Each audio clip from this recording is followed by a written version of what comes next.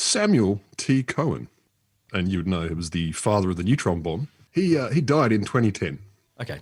Short story. I thought you'd enjoy it. Anyway, tune in next week where it's Will's turn. In the last sort of 15, 20 years of his life, he became extremely concerned and very vocal about a new raw material. And reputedly, this material would make nuclear fusion weapons far more efficient and very bloody small. So he was really into this and worried about it. He wrote a piece, he wrote many things, but he wrote a piece, an opinion piece in financialsense.com. They might just say, we're Financial Sense. We just own the .com. I think you're downgrading their credibility by adding .com. Yeah, I'm sure it's like Financial Times, which is a big newspaper, .com. Look at me accidentally making them sound dodgy. Yeah, exactly. It's what I do. I'm a cynical man. You know that. Okay. No, this piece is great. This is a great publication. The only way you could find it is on the Internet Archives. It wasn't easy to find normally. Okay, fair enough. Anyway, so Sam was writing about this with a colleague, and he said, look, in the early 1990s, there was information coming out of Russia.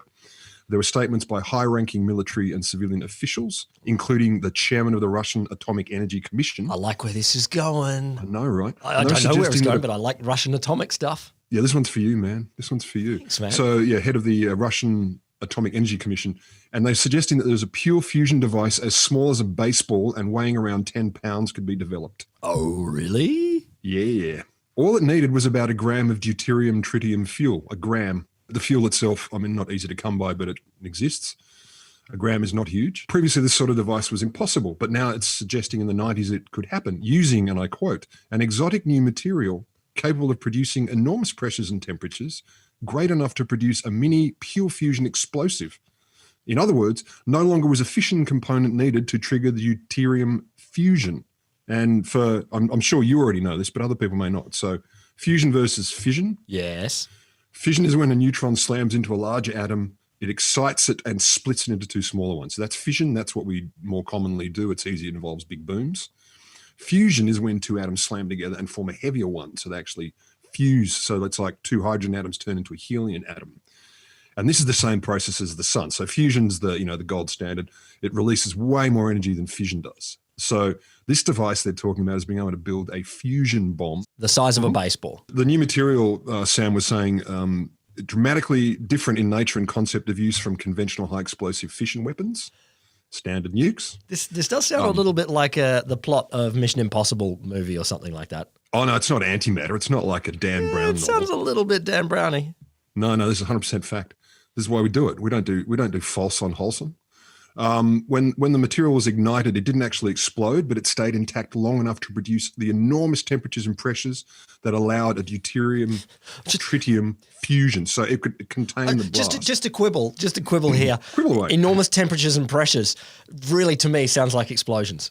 I don't have other definitions of explosions except for enormous. But you need to contain the explosion so that there's fusion, you see. So you contain the outburst of energy to allow fusion, where the atoms bang together and form a baby atom. Maybe.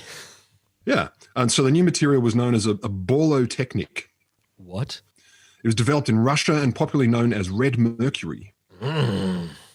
So poetically, new scientists described it in the 90s. They said, red mercury is precious and rare, exceptionally dangerous and exorbitantly expensive. Its properties are unmatched by any compound known to science, and it was the stuff of doomsday dreams. Apparently, when it's detonated in combination with conventional high explosives, red mercury could create city-flattening blasts like a nuclear bomb. Oh, yes. In other applications, a famous nuclear scientist once suggested it could be used as a component in a neutron bomb small enough to fit in a sandwich-sized paper bag. That scientist, indeed, Sam Cohen. So according to Cohen, when Boris Yeltsin took over, the new Russia, the post-Soviet Union Russia, he issued secret directives to authorize the sale of red mercury on the international market. Hang on, authorized the sale. Authorized the sale on the international market. I think post-Soviet Union needed a couple of bucks. Look, I get you might need the cash, but some stuff maybe should not be sold. Look, I agree. This stuff sounds dangerous. And the prices were very high, but also there were fake versions offered to gullible buyers.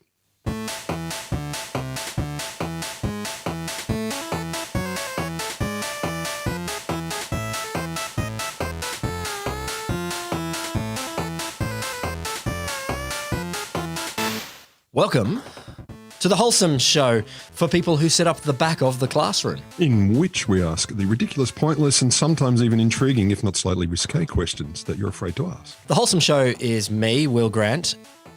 And me, Dr. Roderick Griffin Lambert. I'm going to tell you the tale of Red Mercury. Awesome. So the legend, so rumours that Soviet nuclear experts had produced this material which had unimaginative destructive power. They were circulating in the 70s originally. Okay. And there are many official investigations and denials, but the story just wouldn't die. So people, yeah, it does. No, it doesn't. Yes, it is. And in the late Cold War, these legends were circulating very strongly. So there's a good time for scary stories about terrible things. After the collapse of the Soviet Union, there was declining security, as we all know, and things started to appear on black markets. There was all of the stuff about the suitcase nukes being for sale and just regular nukes possibly for sale, tanks. You could buy anything you want from Boris Yeltsin. Yeah. People were concerned that this crazy stuff would get out there. And Red Mercury apparently was the fear of that was aided by credulous news reports that basically became an arm trafficker's marvelous elixir, it was called, a substance that could do almost anything a shady client might need. So it could, depending on who you listen to, guide missiles, shield objects from radar. Wait, guide missiles? Yep. It's explosives. Yep. Yeah. How is it going to guide a missile? I'm not a Red Mercurist. I just, For God's sakes, man, I'm a doctor, I'm assuming guiding missiles is a little bit of computer and maybe some fins at the back and stuff like that, not an explosive device. Okay. Maybe, though, the unique properties make it easy to focus on. You know, like you paint the target. I've seen movies. Paint the target for the boom booms. Yeah. And they were worried, of course, you could equip a rogue state or terrorist group with weapons that would mean they could rival the superpower because they'd have this, stick it under your armpit bomb that could nuke a city. They could get a baseball to fly to New York rather than a whole missile. You want to play ball? Do I ever? 1980s, we move on. So references to Red Mercury appeared in major Soviet and Western media sources heading towards the late 80s. But they were never really specific about what it was. So that didn't stop people, however, claiming it was revolutionary, terrible, and horrifying. So in Pravda, sneaking forward to 93, this was supposedly based on leaked top-secret memos. Okay. They described Red Mercury as a superconductive material used for producing high-precision conventional and nuclear bombs, also stealth surfaces and self-guided warheads. Wow. Stealth surfaces as well. So it can do everything. It is a little bit of a wonder material. It does sound a bit... unobtainium-y or something from a Marvel movie, but sure. That word did come up in one of the sources I was browsing, the notion of it being the real world unobtainium. Yeah, okay. So there was concerns, and there were nations as far afield, United States, France, South Africa, Israel, Iran, Iraq, Libya, Australia. All very interested in it for different reasons. Were we interested in it here in Australia? No, our hands are clean and we are beautiful. We are the Bob peacemakers Hawke of the world. didn't have a quest for Red Mercury during his 1980s Australia? Oh, look, he may have, but I couldn't find anything on Australia. Okay. We're not that important. Look, I know. Look, I mean, shady arms traffickers don't spend a lot of time here in Australia, and I'm glad for that. Or do they? I'm glad for that. Well, maybe now with our government at the moment, but I'm glad for that. But I kind of feel left out occasionally in these Cold War stories. Why are we always at the kids' table? I want to smuggle explosives in my bung. There we go. We've got a date joke in. I mean, I think that'd be fun. I don't think it'd be fun. No. I like. So in 95, it was described as a powerful chemical explosive, which has been dismissed by many experts as a myth, but it could be real, and it could pose a serious threat to the world's attempts to control the spread of nuclear weapons. So this is one of the biggest concerns. If it's small, light, etc. I'm loving this. I'm loving this idea of whether it's a myth or not, because I assume a lot of these people, these are serious people, and if it is real, we've got to worry about it. And so let's start worrying about it anyway. Yep. Whether it's real or not. These are damn serious people. A lot of very serious people. Of course in many they are. Very serious countries. They button their pajamas in. The middle of the night. They got to be tucked in all the time because they're so serious. And you wear your flannelette bed tie. I know I do for special occasions. So obviously people wanted to buy it. No surprises. So it was offered for sale throughout Europe, through the Middle East as well by Russian businessmen, and they found many buyers who would pay almost anything for it, even though they didn't know what it was. Like, we want this. We totally want this. Oh, you want it? We got it. I'm just loving these arms dealers as well. Like, they must love this concept. People are that jazzed up about it, and they've got to be secret about it. So they, And also probably you don't actually want to use it. You just want to keep it in your safe and never use it. And so Just pat the chest pocket and go, I got a little bit right I got here. the red mercury. Don't worry. It's going to be fine. So according to an issue of the Bulletin of the Atomic Scientists in 97, the asking price for red mercury ranged from 100 to 300,000 per kilogram. Oh, okay. I thought it'd be more expensive. I don't know. Well, it depends where you looked. I have no concept of the price of explosives. So, but I just guessed more. Look, this is only one. This is, the Bulletin of the Atomic Scientists. So, they're very stiff. They wouldn't really have black market connections, would they? I don't know, but it's like the police estimates on the street value of they go the other way though. We found a gram of pot at street value $4 million. You're like, oh, for fuck's sake, mate. It's worth all the gold in Fort Knox. Did your Republican grandfather tell you this, you idiot? So they were saying 100,000 to 300 per kilo. They said sometimes material would be irradiated or shipped in containers with radioactive symbols, perhaps to convince potential buyers of its strategic value. Of course, no, but you're not putting this in a little shoebox or just a little jar. You got to have a whole unboxing procedure here. This is like you get the new Apple product or something like this. Oh, it's got to be all glossy and stuff to make you slowly look and little throbbing lights. And pause at every moment and just wallow in the moment of deliciousness as you unpack your black market red mercury. Many of the samples at this time anyway, according to this bulletin, the police would seize them and they'd find normal old mercury, mercury oxides, normal mercury mixed with red dye. I do love the idea of these little backyard chemists that are told by their boss, make some red mercury. What the hell? What do we do? You just red dye. It's mercury with red. What can it do? Oh, anything. Back in grade 10 or grade 11 when high school chemistry class, they gave us a jar of mercury to play with. Like it's a little shoebox sized thing full of mercury to play with. Yeah. And this was back Did you taste it? Well, see, this is back in the 90s when occupational health and safety standards were not as high as they could have been. And so the teacher's like, okay, we want to find out how heavy this is, how dense it is. So have a little bit of play. Put your hand in it and push your hand into it. And there's the kid let's call him the back of the class. He puts his face into the mercury. And I'm like, oh, yes, he did. Did it all come straight off or does it dribble? I've never seen it on a human. There's sort of a little bit of dribble, but not much. Like it came off very quickly. Yeah, so cool times. Yeah. Cool times in far north Queensland. Oh, we had dudes in fancy private schools in the 80s who would light up the Bunsen burner taps at the tap in a science class. They'd get a bit bored and just ignite that and there'd be these rockets of flame across the room. You're like, what are you going to do? My parents can pay for it. I'm a little bit cold right now. I need to be a bit warmer, sir? Yeah. Sir? Fucking bored. I'm just fucking bored. So Russian news organizations in the 90s, they would talk about the claims of the destructive properties of red mercury and they'd take them pretty much at face value. But it wasn't only the Ruskies. So Channel 4 in Britain did 2 documentaries back then, one called The Trail of Red Mercury and one called Pocket Neutron. And according to these docos, they said they revealed startling evidence that Russian scientists have designed a miniature neutron bomb using a mysterious compound called red mercury. That's the BBC. Well, it's serious now. It exists. Got to be true. Yeah, it's not just Russians. It's the mother country. In the 2000s, I love this one. News of the World claimed they'd foiled a terrorist plot to buy red mercury to use as material for a dirty bomb. 2004. And they used a journalist. There's a whole story in this guy alone, but we won't get into it now. They used a journalist who was often referred to as the fake sheik, Mazar Mahmoud. He would pose as a sheik to try and do undercover stings. This is what he did. He would undercover sting as a fake sheik. Yep. Is that woke anymore? I don't know. Are you allowed News of the World never claimed anything like it. Yeah, fair enough. Definitely not then. 100,000,000% not now. In fact, quite the reverse. I do like, has he got this whole costume of disguises? He's got all of the cultural appropriation stuff and he's got, and today I'm an Indian chief. Predominantly, this was his gig. The gig was to play a fake sheikh. Because his real name was Mazar Mahmoud, so he was of the area. So he's it wasn't just like he was blackfacing it or anything. So he's class appropriation, not which is fine. Yeah, you can dress up as class, not cultural. Yeah. So he'd do this regularly apparently, and in one case in 2004, his efforts led to the arrest of a bunch of guys who were trying to buy a kilo of red mercury for £900,000. Now your price is getting better. Yeah, okay, that's better. I think it turned out when they were arrested, they didn't actually have any, and that made things complicated. The nature of the sting wasn't cool either, so those guys didn't get in trouble.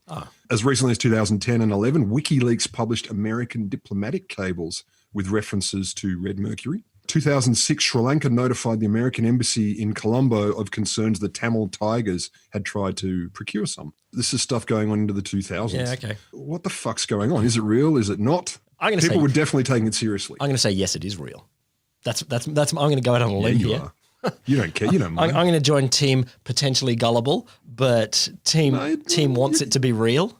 You're joining Team Cohen. Let's father the neutron bomb. That's a good team to be on. I'd rather be on the side of the neutron bomb than against it. Fair enough. And I love the difference between a neutron bomb. It only kills meat. It saves buildings. Leaves everything standing. Beautiful buildings. Like if you have a beautiful building, it doesn't destroy the building. Just your meat is gone. Beautiful. The best architecture. Yeah, it's so backwards. Such a backwards concept. When you think about war and you're like, okay, we destroyed the enemy's ability to fight by destroying their tanks and their ports and stuff like that. No, we want to do the other thing. We kill all the sailors, and then their boat is beautiful and preserved. And people think, oh, that's nice. No, it's not. It's really not. Oh, I'll get a story about that in a moment. Okay. Just an aside. Anyway, so back to Cohen. Cohen is definitely a believer. He said not only it's real, but he knew what its nature was. In an edition of his autobiography, he claimed it was manufactured by, this is the quote, mixing special nuclear materials in very small amounts into the ordinary compound of mercury, inserting the mixture into a nuclear reactor, or bombarding it with a particle accelerator beam.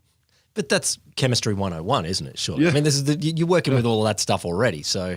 We did that in year 10 of my high school. Privileged school, though. That's a great product. Like as a recipe, and then insert into the nuclear reactor. And then just bombard it with a particle accelerator beam. You know the drill.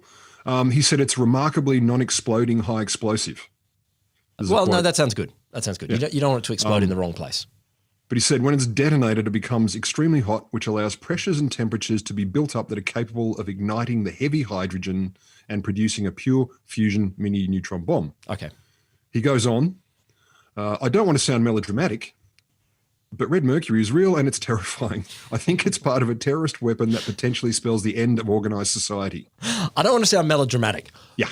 Twiddles moustache, but here's some melodrama for you. Like, once you say I don't want to sound melodramatic, it's saying I'm going to, though. Really. Yeah, it's with all due respect, I think I can't stop myself. What do you want? It's just going to potentially spell the end of organized society. Not melodramatically, though, just in a calm way. So as an aside, we're talking about neutron bombs. He claims in his biography that in 1979, Pope John Paul II gave him a peace medal for his invention of the neutron bomb. Thanks.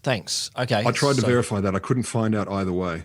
Because it was such a peaceful way of eradicating humans or something. But the Pope is not a super private figure. I know that there are hidden Vatican archives and stuff like that. But if you're giving an award from the Pope, typically you do it in front of people and it makes the news.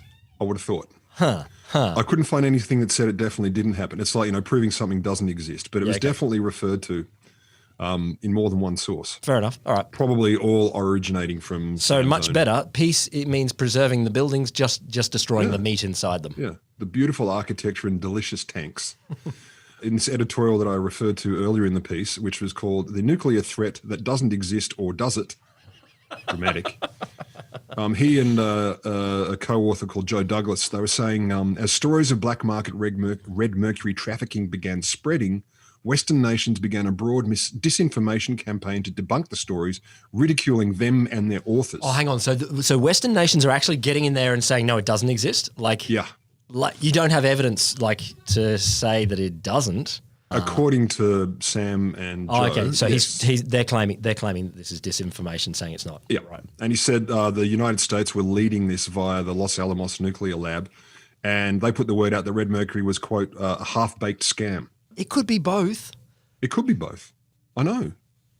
I mean, you can call it whatever you want. It could be 20 million things, and some of them could be really bad or good, depending on what your motives are. They also claimed that it wasn't a scam. So they went on to say this is, these people were claiming it's a scam, but it's not. They said it was confirmed by British investigators that it exists. And one guy they quote or refer to is a guy called Frank Barnaby, who apparently had secretly interviewed knowledgeable Russian scientists, and these scientists confirmed to him the existence of red mercury and its great significance. Okay. All right. I mean, still, yeah. Did they? Yeah, Did they? So Frank Barnaby, going from him. So he was a respected nuclear weapons analyst. He used to direct the Stockholm International Peace Research Institute and other such things. He investigated red mercury for at least 6 years, at least at the point of this source. He accepted there have been many cases where it was offered for sale at enormous prices, but it turned out to be a hoax. But he believes, quote, on the balance of probabilities that a mercury-based high explosive which could revolutionize the design of nuclear weapons was developed within the former Soviet Union. He sounds pretty credible. So basically that there could still be a whole bunch of hoaxes out there.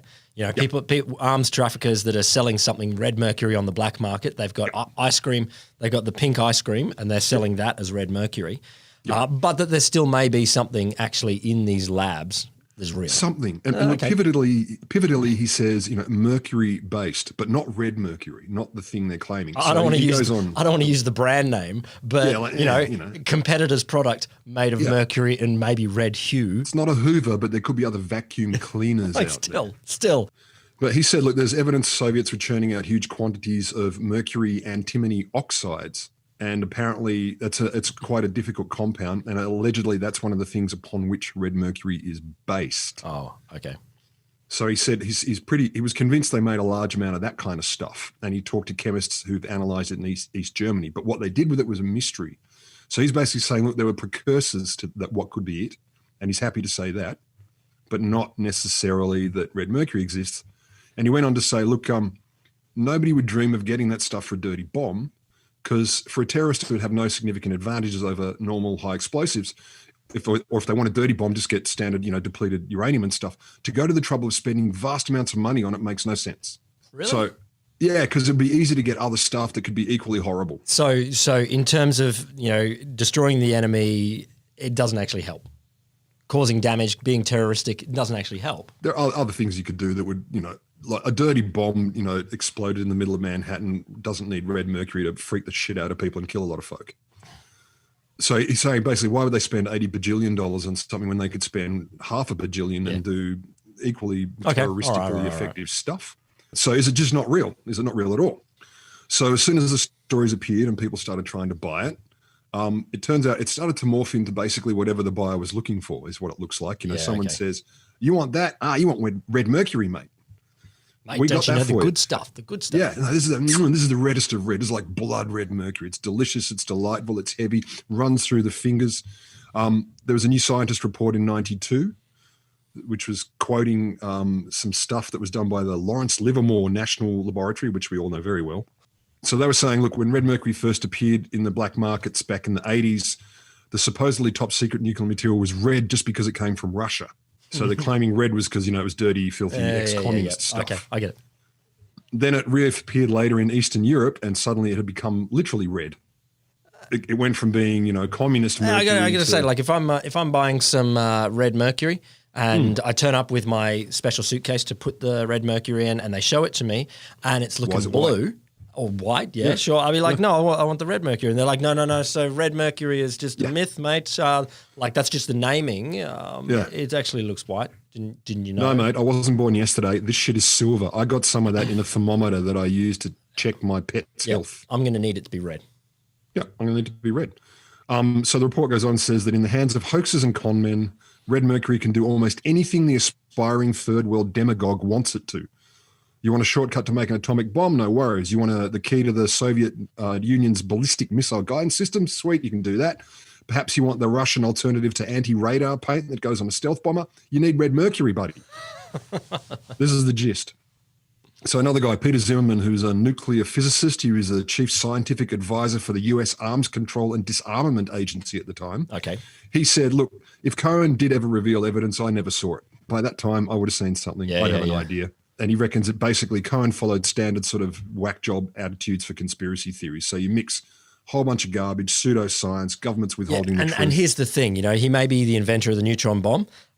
Being a super smart person or even being a successful super smart person doesn't stop you at all from coming up to dumb ideas in other parts of your career, even in your own career. I mean, like, you know, Linus Pauling, famed for having 2 Nobel Prizes, then went on to a giant conspiracy theory about vitamin C. Conspiracy theory or a weird delusional health in. Does it that it cures death? Oh, it wasn't quite that, but it was definitely right down the end of Yeah.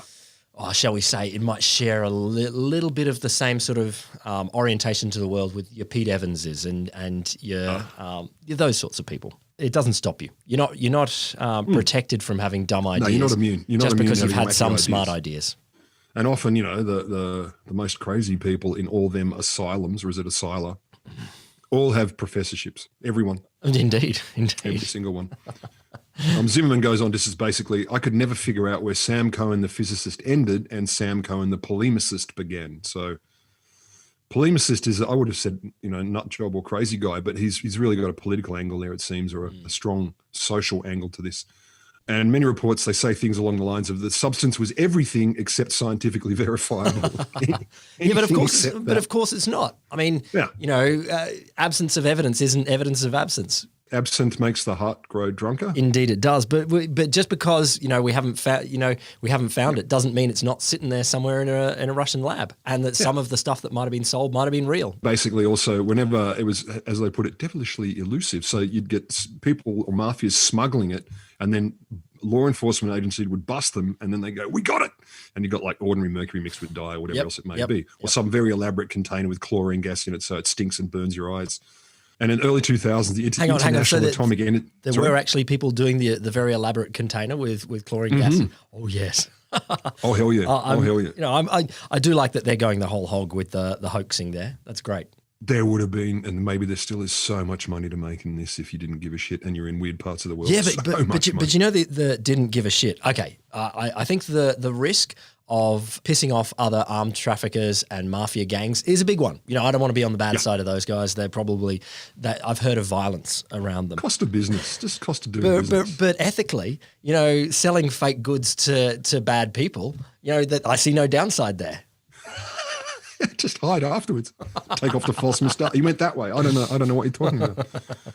So early 2000, International Atomic Energy Agency, their statement was basically, they had through a spokesman, this is my favorite, red mercury doesn't exist. The whole thing is a bunch of malarkey. I know, he didn't need to swear, did he? No, calm he down. didn't. No, indeed. Calm down. So maybe it's real, but maybe it's not what people say. So you got another guy who was a leading bomb designer at Los Alamos in the 50s. He said, look, I bet it doesn't exist. However, the implications are so significant that you kind of got to keep looking in case. Yeah, okay. Well, okay, flip it back. The implications of something like this, could you imagine the Soviet weapons program or any other big superpower weapons program, the Americans, Chinese, or something like that, working on things like this? Totally. Yes. The idea that you could have super explosives that are very small, and they're stable otherwise before they're triggered. Of course, they're working on that. I mean, that stuff's important to them. So the US are probably snarky just because they didn't have it. Yeah, and we couldn't do it. That's not fair. Whether they're successful or not in developing it doesn't mean that they didn't try. So the real fun comes in, as we're basically hinting at, is the scammers and the betas and so forth who are playing off this. And these are my favorite stories. So I mean, there are many. There are so many that obviously I couldn't cover them all because it'd be a 9-part series. But so 92 New Scientist report. They go on to say there are reports of mercury stained red. There's a report of one lazy con artist trying to sell mercury in a bottle painted with red nail polish. Literally just, all right, I'm ready, done. This is it. Here it is, mate. No worries. That'll be £900,000. Czech officials you're arrested really a dealer taking a risk there. Oh, big risk, especially if you're like a dilettante or a novice rather. You'd be like, yeah, no, it'll be fine. Just take it. Are you sure? Yeah, it'll be fine. Okay, but if not, we come back, kill you. We don't like to be swindled. Really don't like it. Yeah. First time, shame on me. The second time, shame on you. So Czech officials arrested a dealer, but they had to return the red mercury because the substance there was nothing, so they didn't have the powers to confiscate it. You can keep your garbage. Gotcha. Yeah, gotcha. Oh, no, he didn't. That's my nail polish. And they reckon after Iraq got taken out in the first Gulf War, they said the Iraqis had 4 filing cabinets of offers for red mercury. Wow. Yeah. Yeah, but see, this is the thing. Poor Saddam Hussein, Kim Jong-un, Kim Jong-il, his father, that they would be a lot of people trying to target them, saying, I got some red mercury here. The Americans have it. Oh, indeed. And they're like, they know that Saddam's got some money, is willing to spend money on dodgy weapons programs. Hell yeah. I feel. But I don't know if I'm going to go all the way with you. you on poor Saddam Hussein. Yeah, look, I think maybe, you're being too nice. Look, maybe I'm being too nice there, but I just think, being a terrible person might make you vulnerable to a certain bunch of scammers. And Yes. I'm just recognizing the difficulties of his situation here. Oh, you mean ignorant, dumb shit? I see what you're saying. Ignorant, greedy, dumb shit with megalomaniacal tendencies. That's what poor means. Yes, and whilst there are scammers that prey on the little old ladies, there are scammers that prey on the evil dictators. And the little old autocrats, yeah. While I'm here, I'll do your roof. I'll do your roof as well. Throw that in, red mercury and your roof. I'll put some solar panels on your roof. And we run a thin bit of red mercury through it. My God, it takes the sunlight and amplifies its signal by 900%. You can sell it to your whole city. The whole ploy thing, I think, is great. So you've got a lot of stories that talk about how it was probably the origin theory of it was an intelligence service disinformation campaign. Oh, of course. So the Russians planted it, the old KGB and its successors planted it to get people to, just waste their time and stuff around. So, and could that be? Of course it could. Could that well be the just fake it and just say, this will throw the Americans off the scent? And as if you wouldn't. Seriously, if you worked in counterintelligence and black ops, wouldn't you be like, how can we fuck with them this time? Oh, I got a story for you. It'd be like working in a comedy writer's room, this the crap you can come up with. And this, but you know what? It still smacks to me of it doesn't need to be made up. Like this seems to be the kind of thing that enough rumors would swirl around this that something would coalesce in the middle of this. They go, it's small, you can move it in a suitcase. It's got some little identifying characteristics, but other than that, it's all sciencey and weird. You don't need to make that shit up. That comes through rumors. You sit in the Moroccan cafe with your disguise on, you're a CIA agent, you've got your fez and your fake moustache and you're smoking hash, drinking coffee and you go, look, I'm not saying it's true, but I heard right. I'm not saying this it's substance. True. Yeah. I can't say for sure, but this is what I've been hearing. And then you just walk away. So they're basically saying maybe even Washington and Moscow got together to circulate rumors about it to flush out nuclear smugglers and to waste terrorist time, literally. Oh, that's great. Oh, that's great. I'm loving the idea of, I don't know, is it Gorbachev and Reagan getting together and like, let's. Ronnie, I got a great idea. Great idea. Okay. You know how you beat terrorism? You waste their time. It's so simple. It must work. I don't know if I agree, Mikhail, but I'll give it a go. That's not bad. That's a good Reagan accent. It's early in the morning. So special investigators from the U.S. Department of Energy, basically, they said quite unequivocally, red mercury is a lure. It's a central prop of a confidence game. It's designed to fleece ignorant buyers. And in their newsletter called Critical Technologies, indeed, they say, take a bogus material, give it an enigmatic name, exaggerate its physical properties and intended uses, mix in some human greed and intrigue, and voila, one half-baked scam. Also, it's still perfect for smuggling as well. Like you wouldn't invent a bogus material that's like, okay, the problem with it is really big. like you're going to need a few trucks to move this stuff around. The idea that on a plane, not easy. Yeah, you could it's worth it. You could theoretically shove this up your bung and still smuggle it. So I think that's perfect for the conspiracy theories. I have to agree. I mean, you've got to make it vaguely, not even plausible, just possible. Yeah. Even, Jane's Intelligence Review, Jane's military, multiple publications of all sorts of things. 99, they said the scam's victims may have included even people like Osama bin Laden. Of course, because Al Qaeda were basically nuclear novices, so their agents would be running around going, "Yeah, that sounds great." I was just loving this idea of Osama bin Laden reading some early blogs, and on the weird bits of the internet. So he's got his one bunch of tabs is for all of his intolerance and deep down stuff there, and then another bunch of tabs. How do you keep 100 wives happy? Yeah, indeed. But then another bunch of tabs is all about red mercury conspiracy theories, and he's like, "Oh, I wish I was reading this blog here." Here we go. No, we will get that. You go find that. Get it for me. Go find that. Basically sound like horseshit. The DOE were very happy to say so. But the thing that they really were interested in finding them, intelligence agencies, etc., is offers of red mercury often come with offers of things that are definitely real. So people would say, yeah, I'll take some plutonium, a conventional warhead missile, and a little bit of red fake mercury. DVD of the Black Widow. Exactly. Movie, Exactly. This is a pre-release of Avengers 17. It's not due out until 2029. But you can have it. With the and red some mercury. red mercury and a little bit of plutonium. So you can see why they would go, okay, well, anyone who's hunting that is also probably hunting other evil shit, and so they might at least catch them for other stuff. But my favorites are the mystical, magical, and whatever the hell it is properties. And so I read a great story from New York Times Magazine, a guy who went hunting around Turkey and Syria and stuff and talking to people. So a lot of this stuff comes from that. He talks about an unaffiliated rebel at the Turkish-Syrian border. Just general rebellion. I don't like stuff. I don't like anything. I don't like just you. I don't against like, nothing. Yeah. What do you think of blah? Bring it down. I don't What join about that? groups. Trash it. I'm not a joiner. No. I'm an unaffiliated. I'm definitely a rebel. I'm a unique individual, and so is my buddies over here.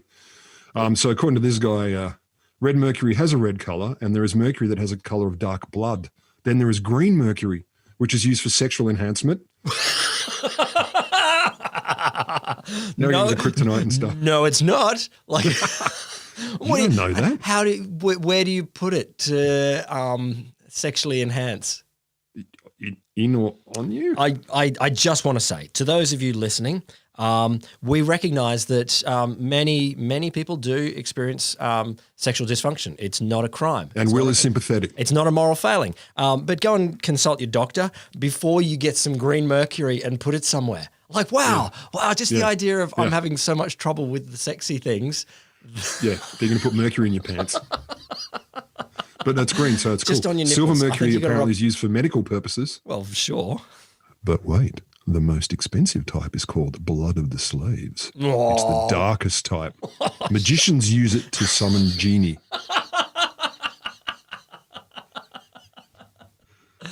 You can take that to the bank. Blood of the slaves. Yeah, the darkest type. If you were gonna invent some sort of contraband sort of name Perfect. and summons a genie, Blood of the slaves, you summon the jinn. I do like the idea. Okay, here, and again, maybe this is overlapping in Saddam Hussein, looking for both weapons and vaguely credulous that this might actually summon the jinn. Can you imagine that? I'm not worried about the explosives. I want my 3 wishes. God damn it! Bring me the blood of the slaves. I want the golden Kalashnikov. So the dishonest, the fake people. This unaffiliated rebel goes on. In my village, at least 15 people trade in it. 15 in a village. It's a very special village. Very special. Right? The mercury. Built on top of Red Mercury Lab. Mercury mines. They buy normal mercury and they color it. They use red lipstick. They put a little spoon on the heat till it turns to powder, and then you mix it in. Boom. But he goes on, let's be clear. Identifying these cheats were easy because real red mercury is attracted to gold but repelled by garlic. No.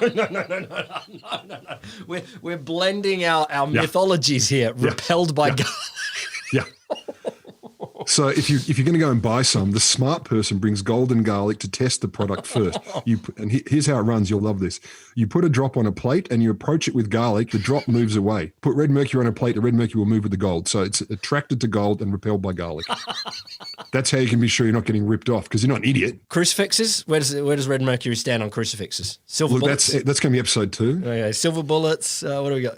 It's pretty much like that, isn't it? You know, do you chant or incant? See, it was invented in a Russian lab, but it was also a vampire. They squished some vampires down into No, it's mercury that a vampire has drunk, and then you bleed it out of the vampire, taking on vampiric properties. No, weed it out. The vampire did a wee. Yeah, vampire urine, vampire mercury urine.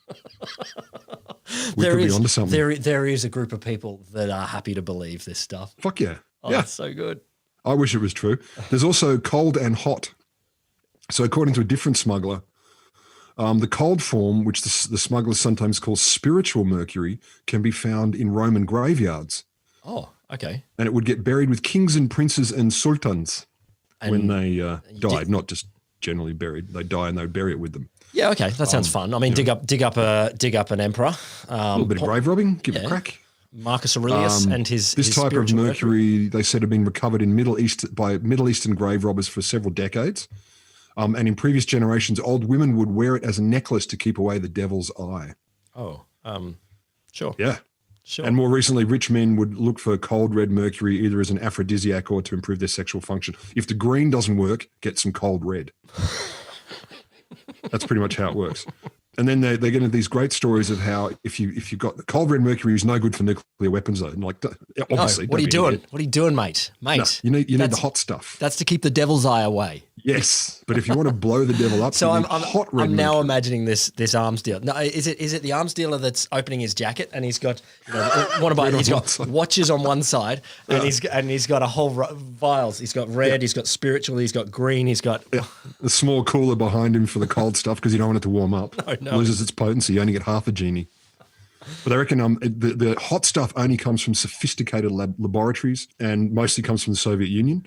It has to be put in specially maintained boxes with particular equipment, a manual on how to handle it, and special gloves. So it's not just about getting the red mercury. You need the special. I'm with there. If you're taking this seriously, you need a manual. Like you need a little pamphlet. You don't want to just be abandoned with your red mercury. You want it RTFM, man. That's what you got to do. Indeed. But also, if you get that wrong, apparently it's not just the very special box needs special equipment to open it and special reactors to work with it. If you open this box, mate, have you got your tongs? Mate, you need your tongs. You need your tongs. What are you doing? Did you bring your tongs? Wrong tongs. Get the right tongs. If you open this box, a radius of 8 kilometers around you will be destroyed. Way to not look in the box.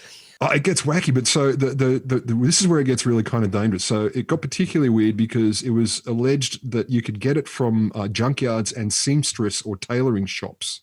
Seamstress and tailoring shops? Yeah, because I was hoping you were going to explain. Yeah. Junkyards, I get. Cheers. See you next week. Apparently, to prevent this kind of stuff falling into the wrong hands after the Soviet Union fell, Russians would hide it, tiny little caches of this stuff in sewing machines, radios, and or televisions. Then they'd export it so it could be scattered around the Arab world in particular. Okay. And so the rumors have been circulating for ages, and that would drive the price of some old sewing machines up to $50,000 a pop, at least in the deep early down. 2000s. Okay, I'm thinking about my shelves behind me, but now I desperately want a Soviet Union era sewing machine. I want that so much. Can you find me one source was actually saying that the really coveted ones were Singer sewing machines, which had an image of like a butterfly on them. So American sewing machines as well, but apparently stealth in there. No, I want the Buffnackelklost. Yes, the one that's driven by coal and takes 9 people, 9 loyal citizens, comrades, to make one sock. So look, basically, there's a lot of folk legend around the substance, but there are ramifications that are going on still as a result of this. So in 2013, 6 people were killed in Harare in Zimbabwe by a blast in the home of a faith healer. There was an explosion. Oh, okay. One of the victims was a kid. 6 people. And one of the folks spoke with the police, and they said they were pretty convinced that there was that what they were doing was trying to get red mercury out of an old tank mine. So the belief that this stuff existed in mines and things made it worth their while to try and get it out and sell it. Okay. All right. Or use its properties, in this case, the faith healer. Can I just double check? What is a tank mine? A mine for tanks, like buried in the ground and blow up tanks. Like tanks? Like a driving tank with the big barrel. You go over a mine and the mine goes. Oh, okay, yeah. Now I get it. Yeah. I get it. Yeah. Here's me Not stuck. a coal mine one. I was confused. It's weird when words have multiple meanings. I know. Your face was priceless. You're like, yeah. I was trying to visualize it. Like either you're digging tanks out of the ground or you're. Look, here's another one. They got a vein of tanks down here. So yeah, people were going and getting unexploded mines and trying to extract red mercury from them because the rumors were such that it existed. They clearly do have explosives in them. So they definitely have that. Lesson 1, be careful and don't do it. But lesson 2, they're gonna have something explosive in it. So whether it's red mercury or silver mercury or the green mercury. Whether it will heal you, not so convinced. I mean, it got so bad in South Africa, in southern Africa, that a guy called Michael Moore, different Michael Moore, managed the Landmines Africa campaign and website. He started a second site called Campaign Against Red Mercury to try and urge people not to believe the hoaxes because it got to the point where people were actually dying trying to harvest it. That's 2013. So I thought, how do I end this story? Like, where do I go? And I thought, okay, I'm just going to Google red mercury news and get the first hit. So I did that 2 days ago. 2 days ago. All right. Google News. The title is, what is red mercury and why are people ready to pay lakhs for it? Lakhs means hundreds of thousands, basically, in India. This article is very short. It comes from Gizbot. Social media has become a hub for fake news these days. No kidding. Many rumors and speculations are transmitted via apps like WhatsApp. The latest rumor that's taking a tour on the internet is red mercury, which is mostly found on old electronics such as CRT TVs and FM radios. So which is mostly found. That's a nice confirmation straight away there. 2020 news article from Gizbot on the internet. As the name suggests, it's a red-coloured liquid and it's rumoured to be an expensive compound. Though it has mercury in its name, there is no proper documentation to reaffirm the same. Is it worth it, they ask? You could use your money in other sorts of explosives, you know. But they quote videos circulating on the internet. Most monochrome TVs will contain this liquid in a tiny glass bottle. Wow. A gram is allegedly worth more than 10,000 rupees. And a lot of conversation is happening regarding the substance. According to some, the liquid is being used for making bombs. Remember, we're talking 2020. Some online comments even suggest the red mercury can be used to cure COVID-19. Oh my and God. there is no absolute documentation or proof to validate the statement. You've finally done a COVID-19 episode. I know. I didn't want to, but this one, now and then I like to be current. So, should you sell your old TV or FM radio? As of now, there's no scientific study or backing that could actually speak about this red liquid that is being called red mercury. Here comes, wait. Here comes a giant however. We do not advise you sell old television or FM radio, as this could be used for illegal activity. Hoard them, just in case. We are further investigating on this mystery liquid that is said to be more expensive than gold. Do note that mercury, which is a liquid metal, only costs a couple of thousand rupee per kilogram and is poisonous. So even if the red mercury is a compound with mercury in it, it should not cost this much. The logic there seems fairly creative. As of now, it seems like a scam, but stay tuned to Gizbot to get more updates. That's beautiful. What do you reckon? Today, as I said, that was 2 days ago. That's awesome. I think it's balls, obviously, but I think it's great fun. The problem is the real ramifications. When you read the historical stories, I'm like, this is hilarious. 2013, people are dying, fiddling with mines. Yep. And then the news. I thought news, I'd hit nothing, or I'd hit something. The most recent would be 20 years old. But no. This is why would it go away? Why would it go away? This is perfect for this kind of rumor. Something that could be worth hundreds of thousands of dollars, something that's tiny. It could be in all sorts of electronics, either, actually smuggled in there, or maybe they were using it. And old cheap electronics too. You can find any old crappy thing at a junk shop. No, this is just perfect rumor fodder. Straight away, people will spread this kind of rumor just because people want to. What a beautiful scam. Like the way that it must go through arms dealers. And there must be some arms dealers that just shut up about red mercury. It's a sign that you're an infant in the arms dealing world. Or, maybe there are people that are gullible for it. It's a red flag for ripping someone off, really, isn't it? Or else that they're an agent trying to bust you. That's awesome. I love that. I mean, look, I'm not saying I'm going to go out there and push red mercury to arms dealers, but arms dealers are bad people anyway. So if they fall victim to it, make 100. Tell them you got a supply. We could use it. It's better than getting a crowdfunded thing. Make a couple of $100,000 easy. There's no downsides to this except for obvious big downsides. Downsides. The Wholesome Show is me, Will Grant, and him, Rod Lamberts. It's brought to you by the way that red mercury does not cure COVID. Or anything, really. Or anything. It can cure you of life, I think. See you next week, listener.